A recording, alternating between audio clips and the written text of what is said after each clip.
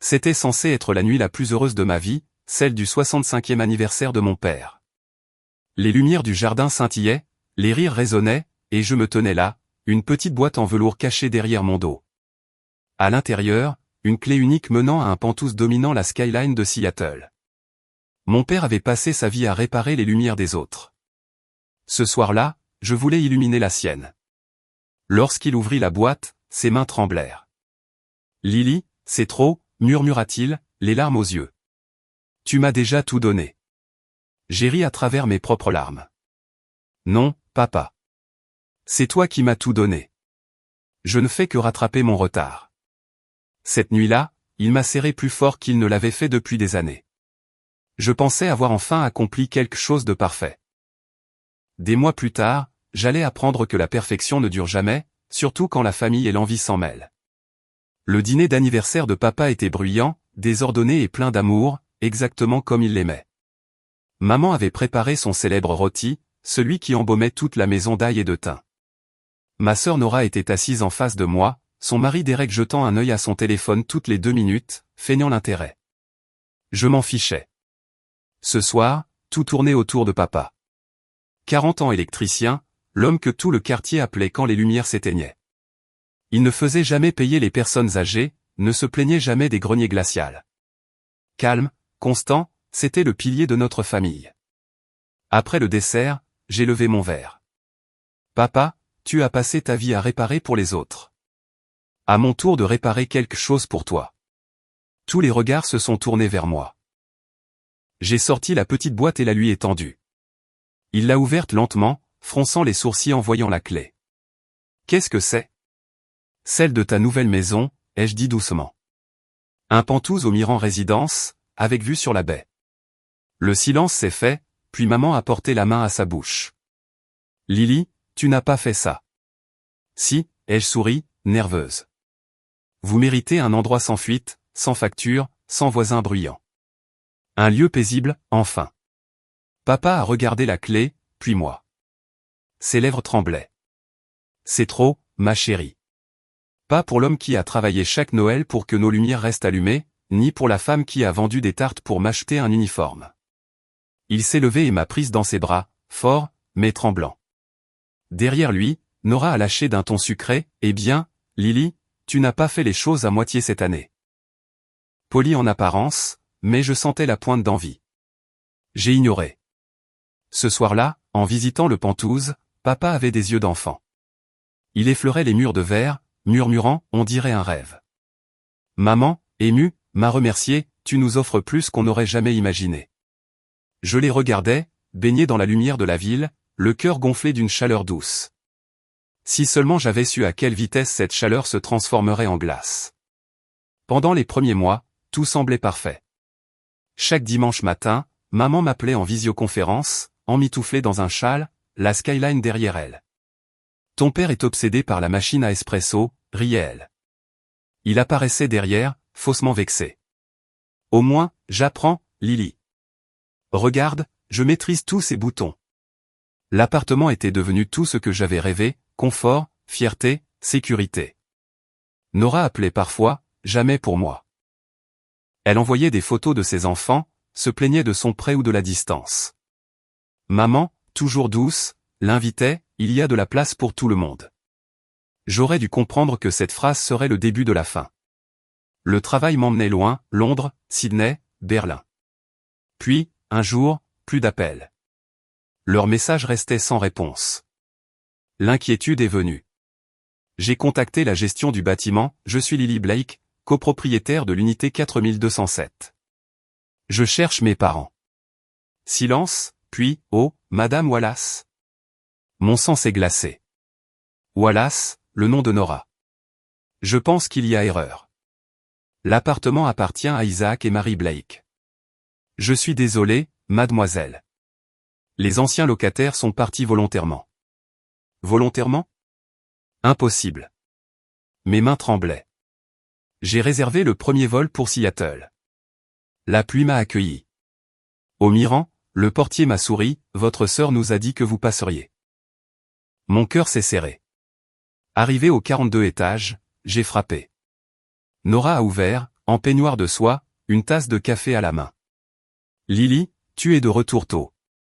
Ma voix tremblait, où sont papa et maman? Elle a hésité. Ils sont retournés à Spokane. La ville, ce n'était pas pour eux.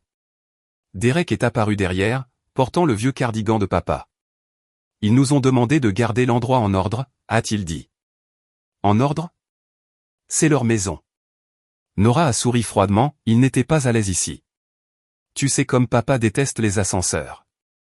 Mais en regardant l'appartement stérile, sans chandelle, sans journaux, j'ai compris. Tu les as chassés, pas vrai? Elle a ri. Ne sois pas dramatique. Ils sont partis d'eux-mêmes. Et à cet instant, j'ai su, ma sœur n'était pas une simple invitée. Elle avait pris le contrôle, et quoi qu'elle ait fait pour chasser nos parents, j'allais le découvrir, quoi qu'il m'en coûte. Je ne dormis pas cette nuit-là. Je roulais sans m'arrêter. La pluie me poursuivait sur l'autoroute comme une accusation, éclaboussant le pare-brise de ses rafales furieuses. Chaque kilomètre vers Spokane semblait plus lourd, plus sombre. Je revoyais sans cesse le sourire suffisant de Nora, jusqu'à en avoir la nausée. Quand j'arrivais enfin dans notre vieux quartier, le monde était silencieux. La petite maison en bois où j'avais grandi reposait dans l'obscurité. Les rideaux étaient tirés. La lumière du porche, celle que papa n'oubliait jamais d'allumer, était éteinte. Je courus jusqu'à la porte et frappai. Une fois, 2 fois, plus fort. Maman? Papa? Ma voix se brisa dans l'air froid de la nuit. Pas de réponse. Je fis le tour par l'arrière, espérant apercevoir leurs ombres à travers la fenêtre de la cuisine, mais tout était vide, seulement une faible odeur de bois humide et de poussière. Lily, appela une voix tremblante. Je me retournai et vis Madame Whittaker, notre ancienne voisine, debout sur le seuil, en robe de chambre rose, ses cheveux blancs ébouriffés par le sommeil. Ses yeux s'écarquillèrent quand elle me vit. « Oh, ma chère enfant, tu es revenue. » Je me précipitai vers elle. « Madame Whittaker, où sont mes parents? Sont-ils à l'intérieur? » Elle hésita, porta une main à sa poitrine. « Non, ma chérie. Ils ne sont pas là. Isaac est à l'hôpital depuis des semaines. Au Sacred Heart Medical Center. Il s'est effondré. Le monde bascula sous mes pieds. Effondré. » Elle hocha tristement la tête. « Ta mère reste à son chevet jour et nuit. Elle ne mange presque plus. Tu devrais y aller, ma douce. Ils ont besoin de toi. » Quand j'arrivai à l'hôpital, mes mains tremblaient tellement que je pouvais à peine remplir le formulaire de visite. L'infirmière me conduisit dans un couloir stérile jusqu'à la chambre 214. En ouvrant la porte, je vis d'abord maman, la tête penchée, les doigts serrés autour de la main pâle de papa. « Maman », murmurai-je. Elle leva la tête, le visage creusé par l'épuisement, puis eut un hoquet de surprise. « Lily ?» Elle se leva en tremblant et me serra dans ses bras. Oh, mon Dieu! Papa gisait immobile, respirant faiblement. Les machines bipaient doucement à ses côtés. Que s'est-il passé? Demandai-je, la voix brisée. Les larmes coulaient sur les joues de maman. Il pleuvait ce soir-là. Nous nous disputions avec Nora et Derek. Ton père a voulu tenir bon, mais Nora. Sa voix se fait là. Je lui pris la main. Nora a dit quoi? Elle a dit que nous t'embarrassions, sanglota-t-elle. Que nous n'avions pas notre place dans un endroit aussi luxueux. Que tu ne nous l'avais offert que par pitié. Isaac a voulu la faire taire, lui dire qu'elle se trompait, mais elle a ri. Elle l'a traité de vieux jeu. Elle a dit que nous étions un fardeau. Mon cœur se serra à m'en faire mal. Ton père n'a pas supporté, continua-t-elle d'une voix tremblante. Il a dit, Éléanore, la fierté est tout ce qu'il nous reste. Puis il a préparé un petit sac et il est parti dans la tempête. Je l'ai supplié d'attendre, mais il n'a pas voulu. Il a dit qu'il préférait dormir sous la pluie que rester là où il n'était pas désiré. Je cachai mon visage dans mes mains, submergé par la culpabilité. Le cadeau que j'avais fait avec amour était devenu la cause de sa chute. Je me tournai vers maman, la mâchoire serrée. Je vais arranger ça, dis-je doucement. Quoi qu'il en coûte. Elle hocha simplement la tête, les yeux rouges, murmurant les mêmes mots que j'avais jadis dit à papa pour son anniversaire, tu nous as déjà tout donné, Lily. Mais elle se trompait. Je n'avais pas encore commencé. Papa se réveilla 3 jours plus tard. Sa voix n'était qu'un souffle, mais ses yeux pleins de douceur que je connaissais depuis toujours, brillaient encore de chaleur. « Salut, petite tornade », murmura-t-il avec un faible sourire. « Je ne pensais pas que tu viendrais jusqu'ici juste pour me regarder dormir. » Je tentai de rire, mais le son se brisa dans ma gorge. « Tu m'as fait peur, papa. Vraiment peur. » Il serra ma main, sa poigne faible mais assurée. « Ne sois pas trop dur avec ta sœur, ma chérie. Les gens font de mauvais choix quand ils se sentent petits. » Ces mots me transpercèrent. Même allongé dans un lit d'hôpital, il protégeait encore ceux qui l'avaient blessé. Après avoir enfin convaincu maman de manger un peu, je sortis dans le couloir, l'esprit déjà en ébullition. Je ne comptais pas crier ni supplier. Ça ne servirait à rien. Il fallait reprendre le contrôle, correctement. Ce soir-là, je rencontrai notre avocat de famille, Michael Grant, un homme grand, aux cheveux argentés et au ton posé. Il m'écouta sans m'interrompre pendant que je racontais tout, l'expulsion, la tempête, l'effondrement de mon père, les mensonges de ma sœur. Quand j'eus terminé, ma voix tremblait. Je veux qu'il parte. Peu importe le temps que ça prendra. Michael joignit les mains. Vous et votre père êtes copropriétaire du Penthouse, n'est-ce pas? Oui, mais il n'est pas en état de gérer ça. Alors il vous faudra une procuration, répondit-il. Une fois signée, nous pourrons entamer la procédure d'expulsion. Mais soyez patiente, Lily. Si vous agissez trop vite, il pourrait retourner la loi contre vous. J'acquiesçai, avalant ma frustration. J'attendrai, mais je ne lâcherai pas. La semaine suivante s'écoula dans un brouillard de visites et de paperasse. Chaque nuit, je restais au chevet de papa, lui lisant ses romans policiers préférés, feignant la sérénité tandis que la colère me brûlait de l'intérieur. Quand il fut assez fort pour tenir un stylo, je lui tendis les papiers. Sa main tremblait, mais son regard resta ferme. Fais ce qui est juste, Lily, pas ce qui est dicté par la colère. Je déposai un baiser sur son front. Promis. Le lendemain matin, en regagnant Seattle, les nuages s'écartèrent, laissant passer un rail de soleil fragile, mais réel. Le Penthouse se dressait au loin, brillant comme un mensonge sous la lumière. Autrefois symbole de fierté, il n'était plus qu'un rappel de trahison. Je me garai, inspiré profondément. Plus de fuite, murmurai-je. Il était temps de reprendre ce qui avait été volé, non seulement l'appartement, mais la dignité de mes parents. Et au fond de moi, je savais que Nora ne céderait pas facilement. Mais moi non plus. Quand j'entrai de nouveau dans la résidence Mirand, les lieux n'avaient plus rien d'un foyer, c'était un champ de bataille dissimulé sous le marbre et le verre. La réceptionniste sursauta en me voyant approcher, valise à la main. Je viens m'installer, dis-je calmement. Penthouse 427. Ses yeux hésitèrent.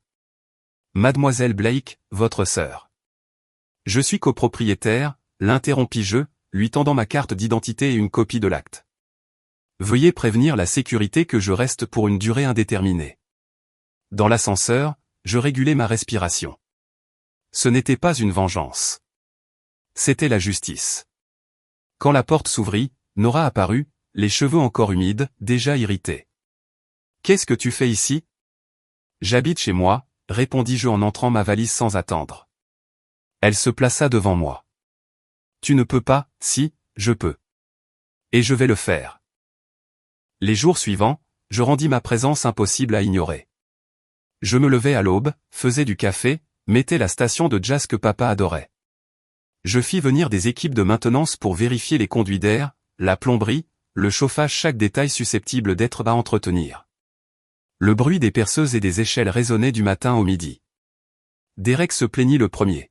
« Tu rends cet endroit invivable. » Je levai les yeux de mon ordinateur et souris doucement. Je ne fais qu'assurer l'entretien. Responsabilité de copropriétaire, tu comprends. Nora, elle, bouillait. Elle claquait les portes, marmonnait. Une fois, je l'entendis chuchoter à Derek, elle le fait exprès. Elle veut nous faire partir. Elle avait raison. Chaque geste était calculé, légal, implacable. Je fis transférer tous les comptes de service à mon nom, informer la direction que toute demande devait désormais passer par moi. Le pouvoir avait changé de main, silencieusement, mais totalement. Puis vint l'avis d'expulsion. Michael le déposa au nom de mon père, un document net, courtois, mais ferme. 7 jours pour quitter les lieux, sous peine de recours légal. Je trouvais Nora en train de le lire à la table du salon ce soir-là. Ses mains tremblaient en arrivant à la fin. Derek, blême, restait derrière elle. C'est une blague, dit-elle d'une voix sèche. Aucune blague, répondis-je en posant mon sac. Tu voulais vivre comme une propriétaire? Voici les papiers qui vont avec. Tu es pathétique, cracha-t-elle. Tu crois que ça te rend meilleur que moi? Je la regardai. Pour la première fois, je ne vis plus ma sœur, mais une étrangère qui avait troqué l'amour contre la jalousie. Non, dis-je calmement. Ça ne me rend pas meilleur. Ça me rend simplement libre. Le lendemain, Nora m'évita. Elle resta enfermée, tandis que j'ouvrais toutes les fenêtres, laissant le soleil chasser l'air vicié. Pour la première fois depuis des mois, l'appartement sentait à nouveau la lumière et non l'amertume. 7 jours. C'est tout ce qu'il leur restait. Et moi, je respirais enfin. Le dernier jour fut étrangement calme, comme l'air avant l'orage. Je le sentais vibrer sous ma peau. 7 jours depuis la notification. 7 jours de silence. Et ce soir, tout allait éclater. La pluie coulait en rivière furieuse le long des vitres tandis que j'attendais, seul, dans le salon du Penthouse, les lumières tamisées, prêtes. L'appartement était de nouveau impeccable, mais cela ne ressemblait pas à la paix. C'était comme une scène juste avant que le rideau ne tombe. La porte s'ouvrit brusquement à 20h47. Nora entra en trombe, les cheveux trempés, les yeux rougis, une enveloppe froissée serrée dans sa main. Dereric la suivait, sa valise à moitié fermée, le visage pâle. « Tu es heureuse maintenant » cria-t-elle, sa voix résonnant contre les vitres. « Tu as enfin obtenu ce que tu voulais, n'est-ce pas? Papa et maman de ton côté, moi sous la pluie, tout le monde qui félicite la parfaite Lily encore une fois. » Je me levai lentement. « Ce n'est pas une question de quand, Nora. C'est une question de ce que tu as fait. » Elle laissa échapper un rire amer. « Oh, arrête. Je n'ai rien fait que tu n'aurais pas fait toi-même. Tu leur as acheté ce Penthouse juste pour te vanter. Ne fais pas semblant que c'était un grand geste d'amour. » Je fis un pas vers elle, la voix tremblante mais ferme. « Tu crois vraiment ça? Que je me suis endetté juste pour te surpasser? Tu ne l'as pas fait pour eux, siffla-t-elle. Tu l'as fait pour toi. Pour que tout le monde puisse te regarder et dire, c'est la bonne fille. » Ces mots me frappèrent plus fort que je ne voulais l'admettre. Au fond de moi, peut-être que j'avais voulu prouver quelque chose. Mais cela n'excusait pas sa cruauté. J'ai fait des erreurs, dis-je doucement. Mais jamais je ne les aurais humiliés comme tu l'as fait. Tu les as traités de fardeau, Nora. Tu as dit à papa qu'il n'avait pas sa place ici. Tu l'as brisé. Elle tressaillit, la lèvre tremblante. Il n'aurait pas dû me contredire. J'essayais de le protéger, de nous protéger de la honte. Tu sais ce que les gens disaient? Qu'on n'avait rien à faire ici? Que les Blake n'étaient que des gens de province sans importance? Mon cœur se serra. Alors au lieu de leur prouver qu'ils avaient tort, tu as décidé de leur donner raison en jetant tes parents dehors sous la tempête. Ne déforme pas tout, hurla-t-elle, la voix brisée. Tu n'étais pas là. Tu ne sais pas ce que c'est de vivre dans l'ombre de ton succès. D'entendre maman vanter son enfant prodige à chaque appel. Le tonnerre gronda dehors, comme pour accompagner sa colère. Je pris une profonde inspiration, retenant mes larmes. Tu crois que je ne me suis jamais sentie petite, moi aussi? Que je ne ressens pas de culpabilité chaque fois que je monte dans un avion en les laissant seuls? Je voulais arranger les choses, Nora. C'est tout ce que j'ai jamais voulu. Son expression vacilla, des larmes se mêlant à la pluie sur son visage. Tu rends toujours tout si simple, murmura-t-elle. Comme si l'amour suffisait à tout réparer. Je m'approchai, la voix basse. Non, ça ne répare pas tout. Mais c'était tout ce qu'il nous restait, et tu l'as jeté. Un long silence suivit. La tempête hurlait contre les vitres. Dereric bougea derrière elle, crispé sur la poignée de sa valise. Enfin, les épaules de Nora s'affaissèrent. Tu as gagné, dit-elle d'une voix rauque. Garde ton fichu appartement. Garde l'amour de nos parents. J'en ai fini de me battre pour des miettes. Elle se retourna, mais je saisis doucement son poignet. Nora. Elle se retourna, les yeux rouges, le visage déchiré entre la haine et la douleur. Je n'ai jamais voulu gagner, murmurai-je. Je voulais juste retrouver ma sœur. Pour la première fois depuis des années, elle resta sans voix. Sa lèvre trembla, mais elle ne dit rien. Dereric posa une main sur son épaule. Viens, souffla-t-il. Ils partirent sans un mot de plus. Quand la porte se referma, le silence me frappa comme un coup. Je m'effondrai sur le canapé, les larmes coulant librement. Les lumières de la ville scintillaient au loin. Ma poitrine me faisait mal, non pas de victoire, mais de perte. Mon regard se posa sur le balcon où papa se tenait autrefois, contemplant la ville comme un miracle. J'entendis presque encore sa voix, « Tu peux réparer une lumière, Lily, mais pas un cœur qui s'est consumé lui-même. » Dehors, l'orage continuait de gronder, la foudre déchirant le ciel. Et tandis que je restais là, entouré de tout ce que je croyais digne d'être défendu, je compris quelque chose de profond, la partie la plus difficile de l'amour, ce n'est pas de le perdre, c'est de choisir de le laisser partir. Le lendemain matin, Seattle retrouva son calme.